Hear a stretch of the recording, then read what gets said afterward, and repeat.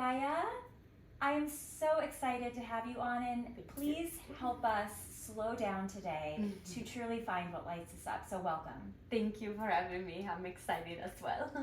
So I found you in our local neighborhood. I must have walked by the window of this yoga studio 1,000 times and saw this poster, literally, about your Italy retreat. Of course, I didn't know it was you. I didn't know who you were. And one day after I just came back from Greece in end of June or July, and I decided when I was flying home, I thought, what am I doing? I'm single. I don't have any kids.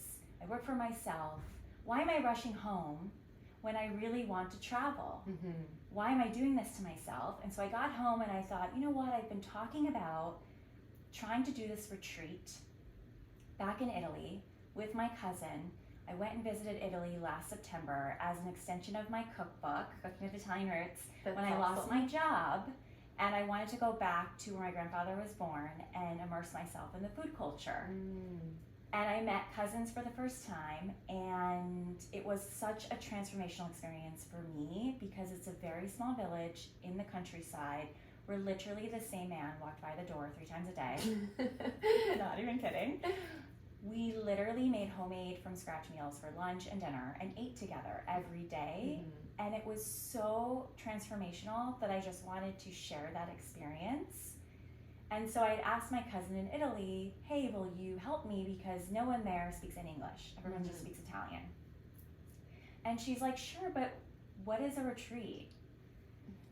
So what is this? You have a retreat coming up in a few weeks. By the time this airs, your retreat will have happened, but you did it last year and you're probably going to do it again. What is it about retreats that Americans are sort of obsessed with? I think Americans like the comfort of going a place where everything is taken care of. And I think not everybody in Italy travel that way. So I think in Italy, most of the travelers are more like homemade travels, in a sense, if you can say that, where they kind of craft their own vacations and they move around more, or they may just go maybe like a resort by the beach and stay there.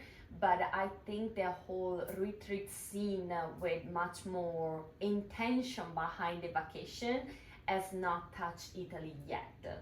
I think the whole mindfulness world, it's relatively newer to Italy compared especially to LA, where it's in every corner with every possible aspect of it coming from different culture. Italy has stayed like more, I would want to say like a close country. I'm not meaning in a bad way, but more rooted in its own culture. And now it's opening up to these new things like yoga, ecstatic dance, meditation, but it's a way newer concept than in the US. So I think that's part of whatever starts here slowly makes the way there, but the process is slower. And I think it's also part of a different concept of vacation. In Italy, I guess people go either to visit places. It's much easier to travel inside Europe, so people are more used to, let's just go a flight and go to Berlin. It's just easier to travel in a sense. So the travel can be a little bit more spontaneous in a sense. While in the US, sometimes it gets a little bit more complicated because even just to travel inside the state, it's just so long to go from one coast to the other. So you have to be a little bit more prepared. Can get more overwhelming because of that, and then people lean more into this organized type of vacation. And since mindfulness is a topic that has been on the scene for longer in the US, I think people are more open and ready to embark on a journey. When I say it's like, I'm doing a vacation, but it's a vacation to be within myself, instead of necessarily like doing a lot of activity, exploring, moving around, cultural tour and other stuff. So I think it comes from a little bit of a cultural things that is a little newer concept in Italy compared to the US. So what do you hope, because I wanted to share what it was like. I know as an American, it's not my everyday life. And so for me, it was really unique to go and stay in this town and slow down, because in the US, we don't slow down. We go 1,000 miles a minute, right? Yeah. I wanted to share that experience of slowing down and living like a local with others. What do you hope others will get from your retreat? So the spark of my retreat were two things. One, I organized my wedding in Italy, and half of the wedding people they came with from somewhere. So that sparked my organizational skills that were part of my previous job, and it's something I really love. But then when I came back after the wedding, I saw that some local studio in LA, they were doing retreats in Italy, and I look at their post, and between you and me, I got very angry because it was the cliche Italy that was popping from this retreat.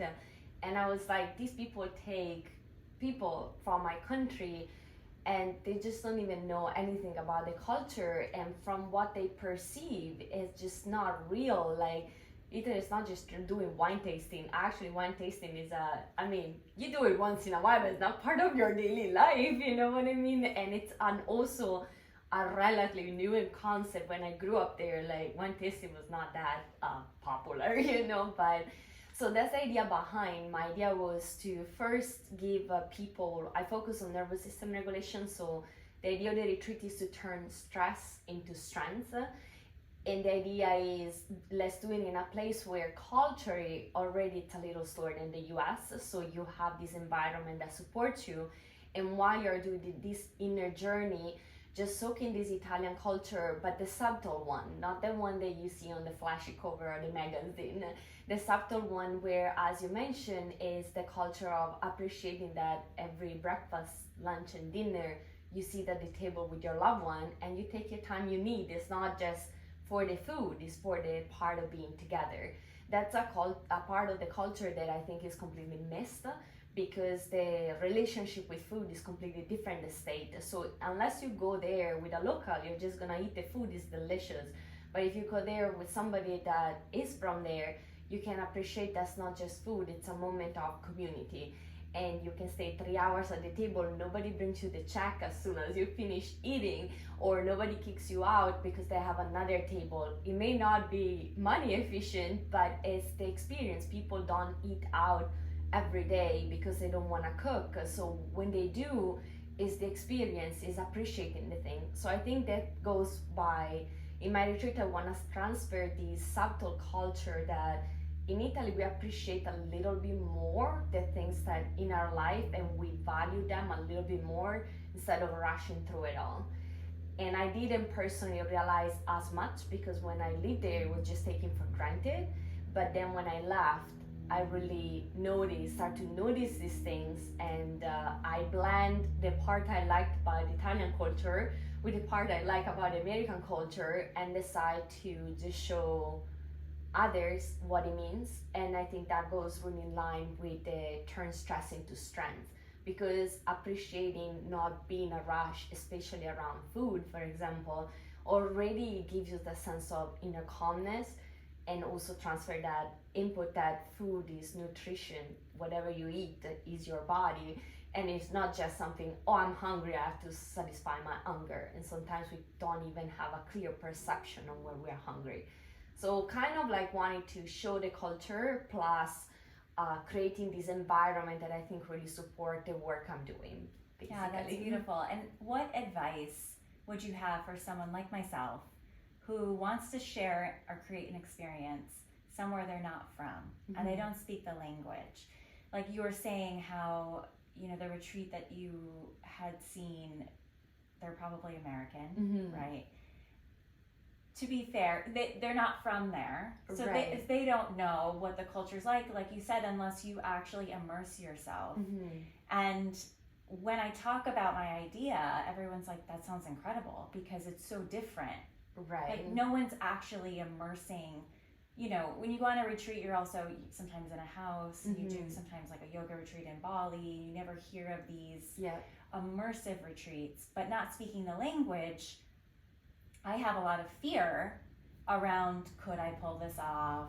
You know, would I be imposing on the culture or the town there? Like, would they not welcome it? Would they think that it's, you know, you want it to be authentic, Right. So, well, first of all, I think intention is the most important thing. So, if your intention is clear and pure, things are gonna be okay. So, your intention seems to be pure and clear. So, I think things are gonna come your way the way they're supposed to.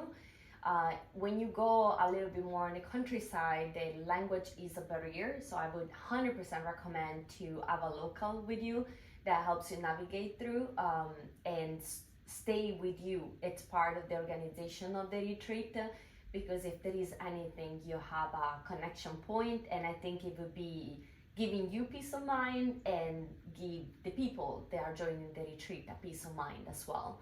So I would say intention and just pair up with a local, and as you said, you spend genuinely 3 weeks there with your cousin, so it's not like you're a stranger. You saw how things work, and as I said, as I merge my culture, they are part of the Italian culture I don't resonate with anymore, and it's okay. So you can transfer whatever stood out for you in the Italian culture with others. There is more for sure, but we're all in this process of learning, growing, and every year your process of retreat in Italy will learn and grow with you. And it's a beautiful journey, you know. That's true. We all grow as we go through life, right? Right. And grow and evolve. So let's talk about, you're originally from Italy and now you live in the US. What inspired you to go from Italy to the US? Because culturally it's very different. We're in LA now, but you actually came to LA through New York City. Right. Culturally totally different. Yeah. Like totally different. What was that like? It was a mix of excitement. I arrived as a student for a master, so a little bit, it was not in my plan. You know, sometimes people dream things since they're kids. It just kind of came in my life. It was a moment that I studied engineering, and the Italian economy was a little slow. My dad has a construction company, and I decided to, once I finished my bachelor, to enroll in this international master course that was already in English, even though in Bologna, Italy.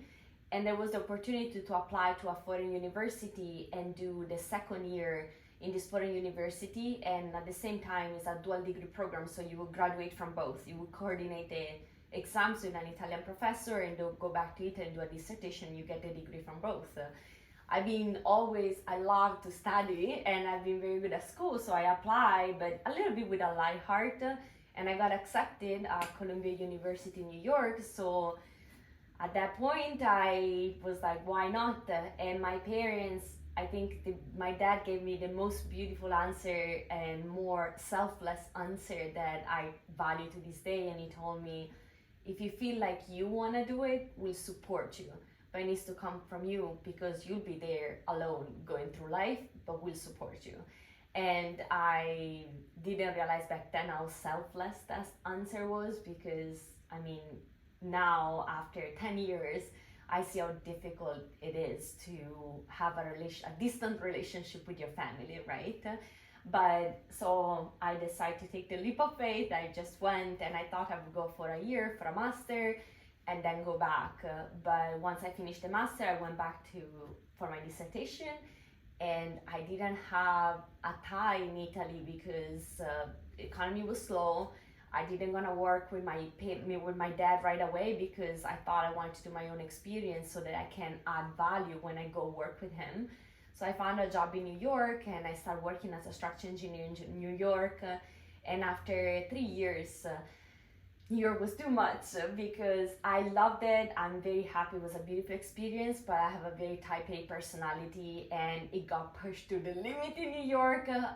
There is, when they say you have love and hate for New York, that's my relationship.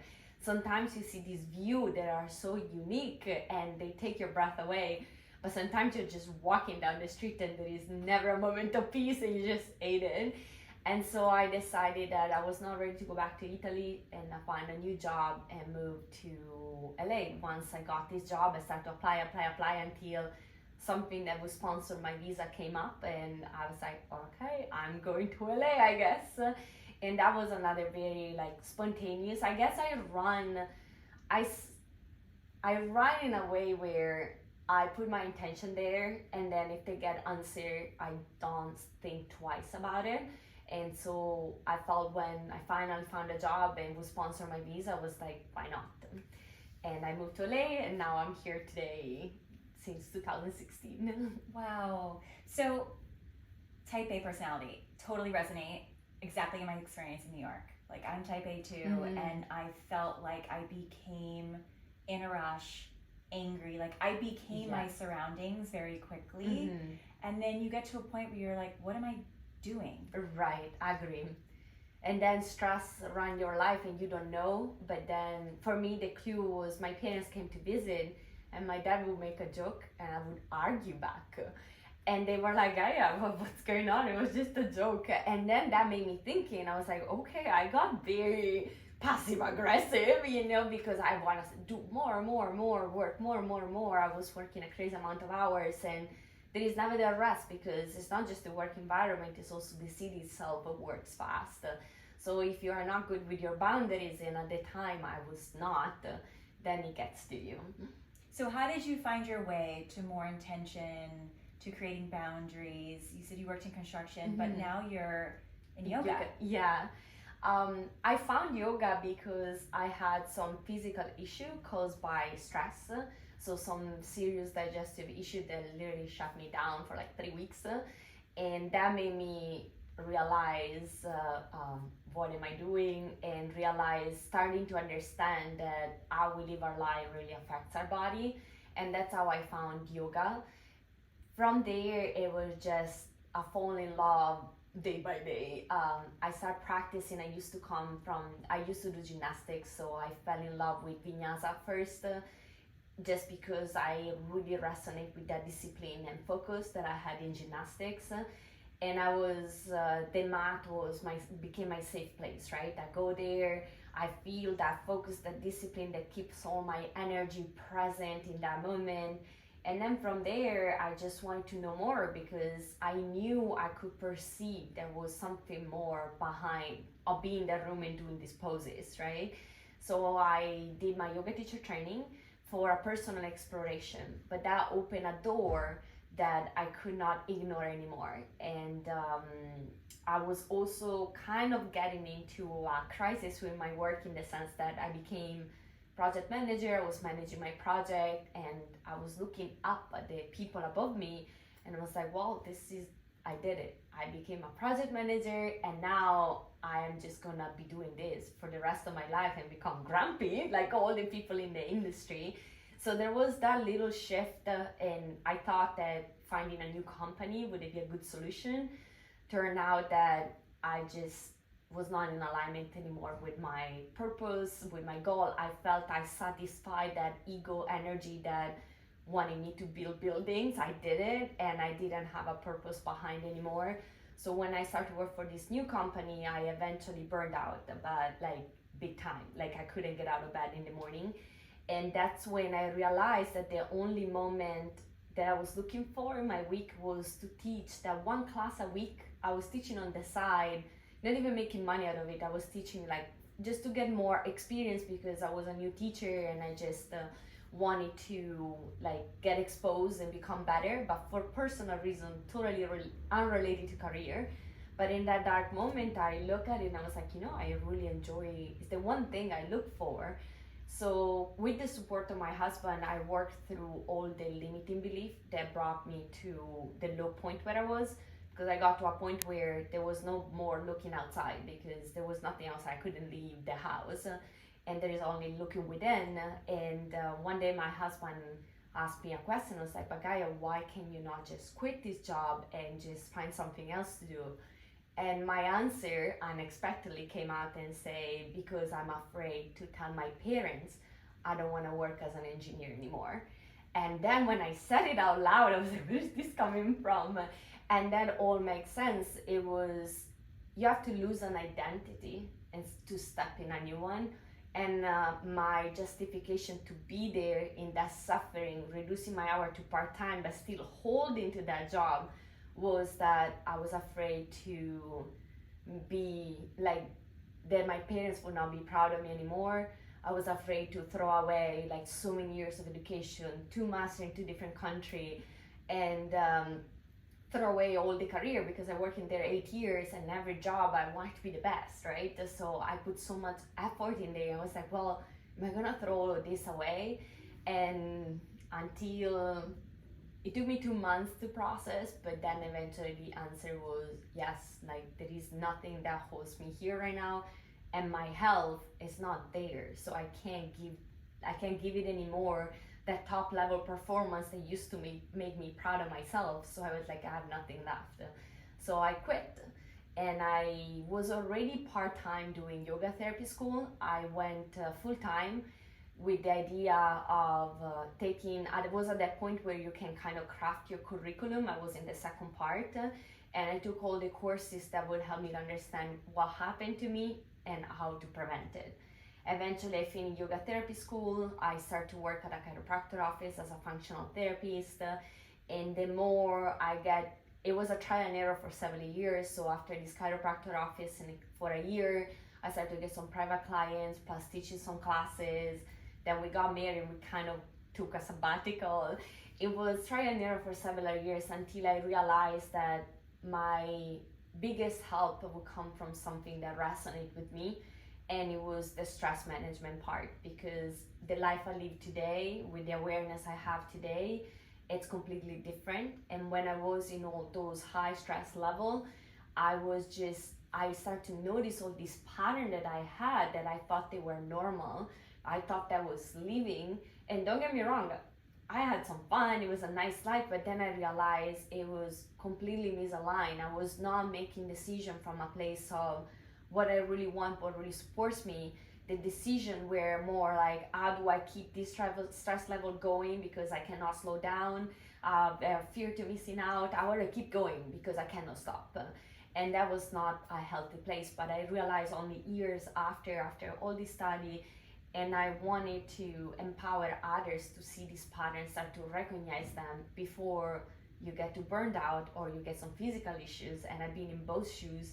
And it took me, it's like the universe was the kids, like one shot that you have this physical issue, you cannot walk for 3 weeks, still you get back on everything you were doing. Then I had a terrible relationship, because stress also affects your relationship. So I was in a relationship with somebody that was addicted to substances and was making me feel responsible for his own health. That was very hard. And then eventually I burned out, and that was the third strike, and the universe was like, if you don't get it now, you're never gonna get it. And luckily I received the message and made a change and went in this self-discovery journey. So I hope to empower others to see that there is a different way of life possible. Doesn't mean you have to quit your job or change your career, move to a different country. What you're doing may be totally fine, but just a little shift in your mind state, in your awareness, in how you take care of yourself, physically, mentally, and emotionally, can make a huge difference in your life and in the people that surround you or you surround yourself to. So that's my mission. And I think a lot of people can relate. I can certainly relate to working in that corporate burnout, and not really realizing what lit me up, literally. Right. Like, what was my passion? I didn't have any passions. When I was in my 20s, right, you're working, it's your conditional things that you grow up, just like you're saying, your parents, you go to school, you go to college, you get a degree, you get a job, you make friends, you go out to bars, you work all day 9 to 5 just to, enjoy your the weekend. Right? Yeah. And you're not living, but you're also not realizing that you're lacking a passion for something. Right. Also, like, these beliefs is just that ingrained in our subconscious mind. But I was so afraid of telling my parents that I didn't want to be an engineer anymore. And when I remember, I told my mom first because I thought she would understand better, and she was like, "Oh, that's great." And then the day I told my dad, I was like, my heart was beating so fast, and my dad answers like, Gaia, the world is changing. We gotta be flexible. And I started crying because that was my biggest fear. And there was no judgment whatsoever. It was all this story in my mind. That's why a lot of work that I do beside nervous system regulation, so the physical body, is on the limiting belief in the subconscious mind. Because sometimes we just create them without knowing. But if we could just take the time to explore and to see, especially if they are related to other people, we will see how unfair they are to us and to the other people as well, you know. And even if we start down the path of self-discovery and we discover what lights us up and we decide that we want to go towards that, sometimes it doesn't always bring in money. And I think there's a fear around that. Like, right. I think it just be open that it's gonna change. Whatever lights us up today is not necessarily gonna be the same one as 5 years down the line. And I think the moment I realized that it's okay to change identity, reinventing yourself, and if something doesn't work, try something else, there was a freedom that came with it, and it was a beautiful path. It just, you know, it's hard because we live in a society where the first question is, what do you do for work, right? And they don't even know your name or who you are or your story, and it just people don't know how to interact, and we feel the pressure. But I have to be honest, before I came up with this retreat, I was in trial and error for 4 years until after organizing the wedding was like, I finally got it. This is what I want to do. But for 4 years, I tried it all. I tried to teach yoga, do events, and do private, and work at a chiropractor office. I didn't know what to do. And I was like, let me try a little bit of everything, see what the industry comes up. And then I realized that would spark the passion of organization from my old job, teaching something to others in an immersive experience where you can receive it in a much more powerful way compared to once a week in a public class where I can just share so little. And also going to Italy where my family lives, so I can spend more time with my parents. They're getting older, my sister, my nephews, right? So, but it took me 4 years, and in those 4 years, I felt lost, honestly, because I knew what I had. I had that paycheck every 2 weeks. I had a job that I studied for, that I felt prepared. And now I'm embarking these things. I finished some study, but I realized I want to study more, and I'm a perfectionist. And there is so much layer you had to shed. But once you, I guess, surround yourself with people that instead of judging you, they can see that you are in this self-discovery and they support you, that is empowering. And once you can allow yourself to just try, fail, and try something else, and know that it's okay, and don't be attached to, oh, that doesn't work, it shouldn't really work. That's how you can eventually craft a path forward, right? If you don't try, you will never know. So it's better to fail than not to try at all, I think. Totally, and be open. Like you Right. said, be open to inspiration, be open to hearing someone's story. Yeah. I think that's a part of it too. What if someone doesn't have a passion yet? They haven't found their way. They're feeling like they're not happy, but they don't know. They're feeling a little lost, and they want to make a change. They just don't know what that change will be. I would say go try something new. Whatever that is, just open, like look an event in the area and something that you never done, and go try. And because the only way we actually figure out the passion, and given that that passion will change throughout our life, it's by be exposed, being in surrounding of somebody that has that spark already in that field, right? So I would say if you feel lost, the best way is to go try something new. Whatever it's a pottery class, a dance class, or a dance you never heard of, just put yourself out there and have some fun doing it. So sometimes when we feel lost, we get a lot in our head, our energy drops, we start to have pain in the body, our mood is negative, our thought is negative, seems like we have a black cloud over our head, right? So the best way to shift there is to reconnect to that sense of playfulness by just put yourself out there completely open into something you never done, so that you don't have that expectation that you should be doing it in a certain way because you never done it. And that is very empowering because it allows you to feel that sense of openness and freedom of I have no expectation in doing this because it's something new. So my body doesn't know it, and I allow myself not to know what to do because how am I supposed to, right? So I think that's very empowering. And once you find that tool, then it's easier to come back to, because sometimes it's scary. You know, you have to make a living, but you want to follow your passion. Sometimes the two don't align, and you have to figure it out. And then out there, you hear so many noise of manifesting money and money here and money there and do this and do that. And you're just like, what am I supposed to do? and it's very unsettling. So every time like my brain goes back to the numbers and maybe feels unsettled, I go back to have some fun. Really, right now I have a puppy, so for me it's with the dog. Just throw the dog and look how happy he is just to catch a ball. And then I realize we all can appreciate the little things in life and get out of that black cloud over our head that sometimes comes and sometimes stays too long. Once we know how to push it with the wind, we can do it quicker.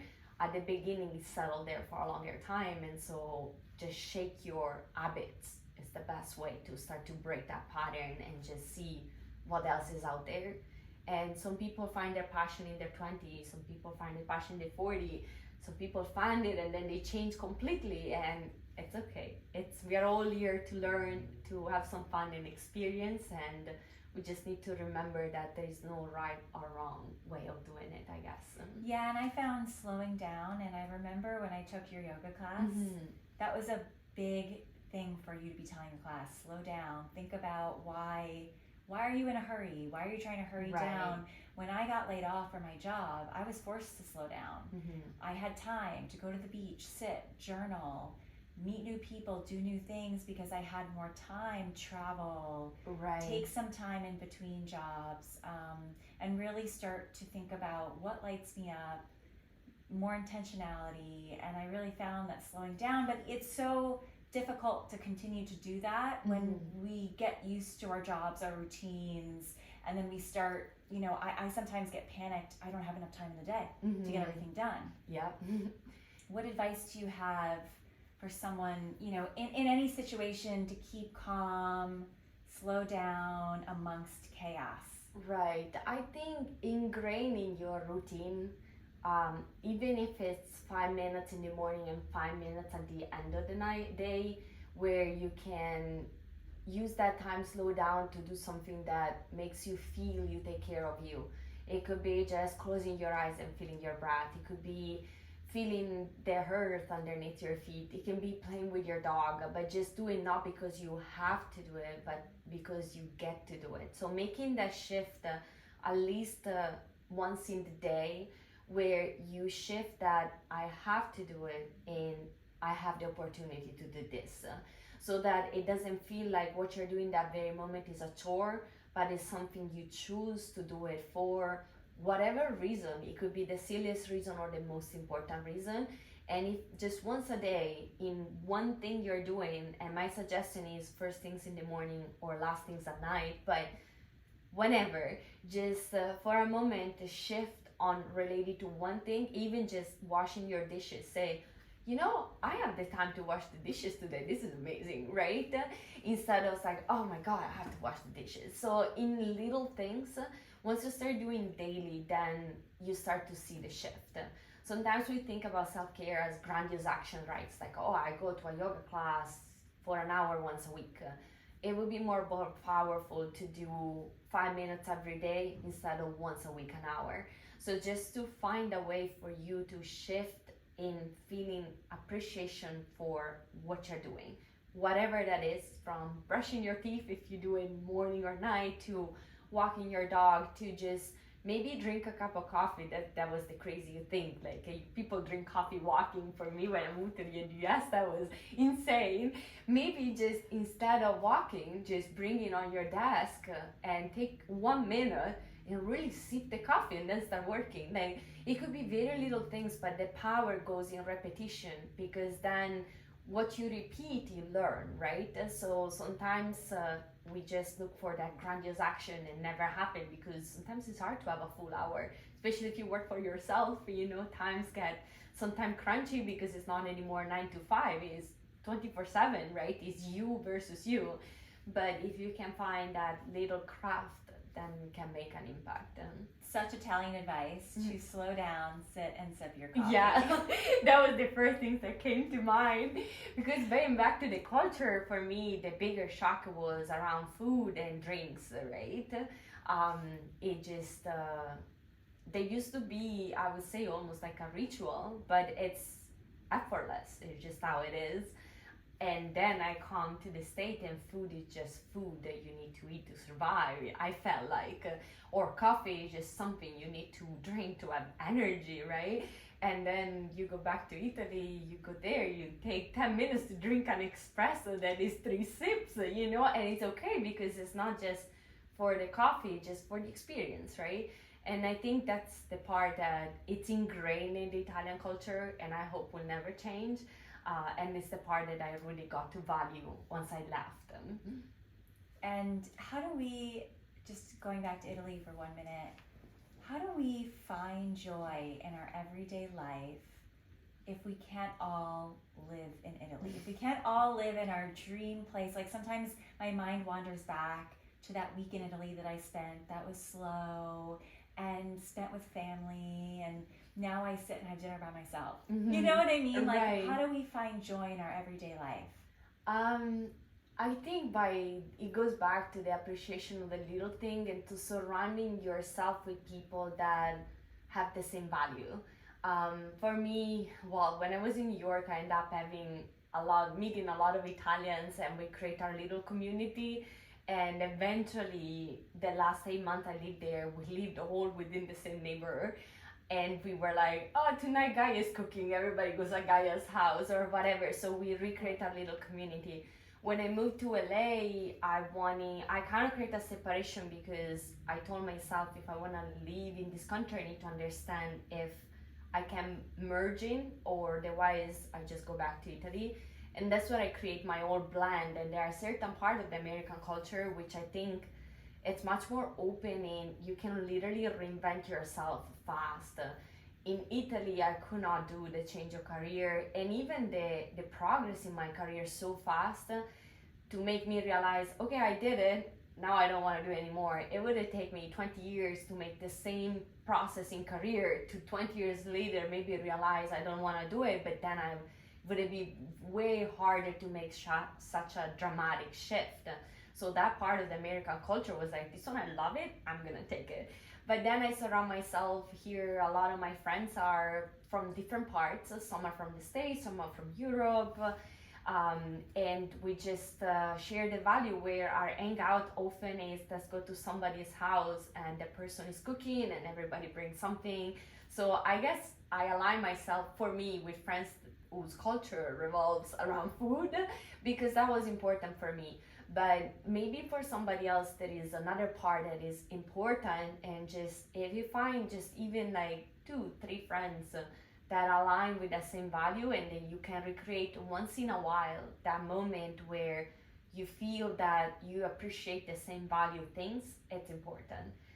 My husband, his parents are Italian, but he's born and raised in LA.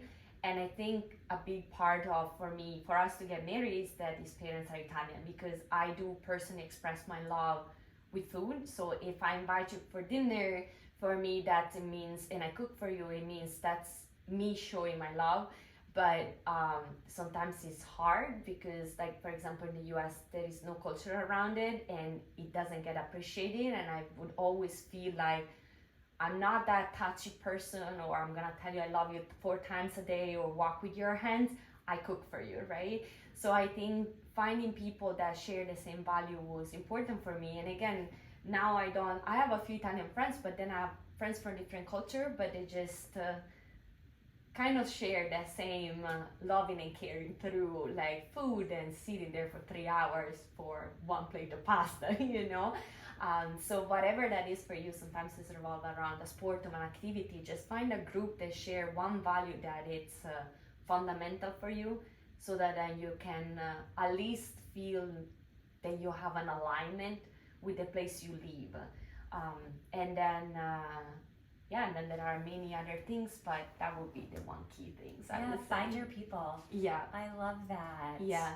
And it's hard, and then sometimes, we also have to get out of our head that sometimes find your people, you have to have this huge community. Honestly, if you have 1 or 2 friends, it's good. Like, coming from me that I moved to New York and then I moved to LA, and every time I would have to start over, when I found that 1-2 friends that are my core people, I'm happy. Then I know a lot of other people, right? But then at least I have my core. And then there is the rest, and I love them all. But my core is what really share my same fundamental values. I love that. It's part of this podcast too that I love doing. I'm curating community. Right. That's inspired me and literally changed my life. It helped me not go back to a corporate job. It helped expand me and say all of these people I'm talking to have built businesses around their passions. Why can't I do that? Yeah. So I hope to inspire others. Definitely. I just finished a business training with Tony Robbins, and he was remarking how important is to create a business where you transfer a passion and value. And as your business grows and you may hire people, making sure that the people you hire from a business perspective buy into the passion and the value, because that's what create the culture of the company that you are creating. And it was nice to hear from somebody that's a billionaire, right? That is even in business, finding the people that you hire to be in alignment with your idea, and then shape it from there. How important that is. So, I love that. How has this whole journey changed your life? Well, in a lot of ways, I guess I show up completely different than before. I used to show up very uptight, very rigid. Now I'm much more compassionate and flexible. I'm still the person that ultimately will get it done, but I can understand the needs of somebody else and be able to communicate in a much more loving and compassionate way. While before it's like, no matter what your problem is, it's enough, we're gonna get it done. And I didn't let the space that maybe people process things in a different way that I do. Now I can create that understanding that the person in front of me, if they say something bad about me, it's not direct to me, it's because I have a problem about themselves. If they procrastinate on something, there's nothing wrong with them, but there is some limiting belief that is holding them stuck, and it's not my place to judge. Because I've been experiencing all these things for myself, so now I can create that compassionate environment. Also, my voice changed. I used to be much more direct, and now it's soft. Like sometimes it happens in yoga classes, and people ask me, like, did you change your voice? It happened like a few times, and then I started reflecting, and I was like, no, I didn't change my voice, but your own voice is a reflection of who you are. So once you shift your identity in a new direction, the voice change with you. And I thought that was beautiful, and I love to study, so I just finished another training on Laya Yoga, which is the yoga, the solution. And they were talking about the voice and vibration, and they were saying that the voice shift into reflect basically where your soul journey is at. And I was like, oh, that totally makes sense, because I had a feeling about it, but it basically coming from this super expert teacher, I felt that validation. It's like I did a lot of work, and it starts showing in all the way I present myself. I still talk very fast because that's part of the Italian part, but I'm not like that direct, aggressive, and very to the point person as I was before. And I think that was, I appreciate that on myself, because I can get upset way less, because I have this new vision of people and of myself that is much more forgiving and compassionate and grateful. So I did a lot. It's just a more beautiful journey to lead that way.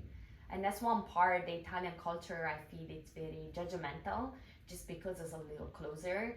And it took me a long time, because I would find myself getting in this pattern, right? Even just like at this age, you should be married, you should be having a kid, or whatever, you should be living in your own house, all these kind of things.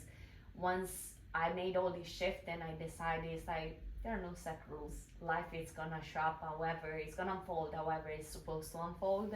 That showed up in the way I related to people in general. I love that. I'm like mind blown. The voice changes as you change. Yeah. That is crazy. Yeah.